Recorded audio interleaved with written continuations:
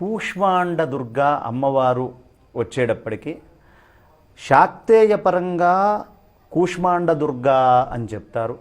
మామూలుగా అన్నపూర్ణాదేవి అలంకారపరంగా కూడా దీన్ని తీసుకోవడం. ఈ రెండు పూజలు ఒకటే రోజు వచ్చినాయి. ఈ కూష్మాండ దుర్గా అమ్మవారు మీకు అన్నపూర్ణాదేవి యొక్క స్తోత్రం తీసుకుంటే బ్రహ్మాండ భాండోదరి అని వచ్చింది. ఆ బ్రహ్మాండాలన్నీ కడుపులో పెట్టుకున్నటువంటి తల్లి.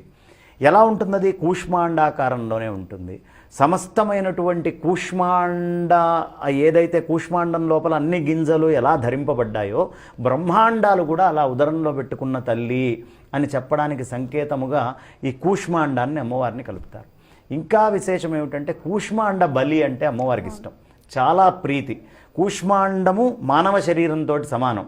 దీన్ని బలిచ్చుకోవడము అంటే అమ్మ ఈ మొత్తము నీదే అమ్మ, నాదేం లేదు అని ఈ శరీరాన్ని మొత్తాన్ని మనం త్యాగం చేయటం ఎలాగో ఈ శరీరంలోనే భువన భాండాలన్నీ కూడా ఉన్నాయి మనకు కూడా.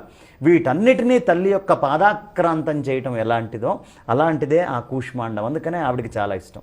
ఇంకా విశేషము కూష్మాండముతోటి ప్రత్యేకముగా ఆవిడికి ఒక పాయసములాగా వండి దాన్ని ఒక పిండి వంట కింద తయారు చేసి నివేదన చేస్తారు. ఆ గుజ్జుతోటి చేసినటువంటి మధుర పదార్థం ఏదైతే ఉందో అది ఆవిడికి చాలా ప్రీతి. ఖచ్చితంగా నివేదనలో అది వాడి తీరాలి. ఆ నివేదనలో చాలా ప్రత్యేకంగా ఈ కూష్మాండపు గుజ్జును కూడా వాడతారు. కాబట్టి అది కూడా ఆవిడకి ఇష్టం. ఇంకా విశేషం ఏమిటి అంటే ఆ తల్లికి మన లోపల ఉండేటటువంటి దృష్టిపాతాలు అన్నిటినీ తీసేటటువంటి శక్తి ఒక గుమ్మడికాయకు ఉంది. మనకుండే అన్ని దోషాలని తీసేయగలను అని చెప్పేటటువంటి శక్తి ఆ తల్లి యొక్క శక్తి ఇందులో ఆవహించి ఉంది ఈ కూష్మాండం లోపల. కూష్మాండం అందుకనే మనం తీసుకొని ఇంటి ముందర దిష్టికి కానీ లేదు గృహప్రవేశాలప్పుడు అప్పుడు ఎందుకు వాడతాము, ఎక్కడైనా చేసేటప్పుడు కొట్టినా కూడా కారణం ఇదే. ఈ దృష్టి అనేటటువంటిది అది చాలా తేలిగ్గా తీసేయగలదు. ఎదుటి మనిషి దృష్టిని తీసేస్తుంది, తల్లి యొక్క దృష్టిని ఉంచుతుంది.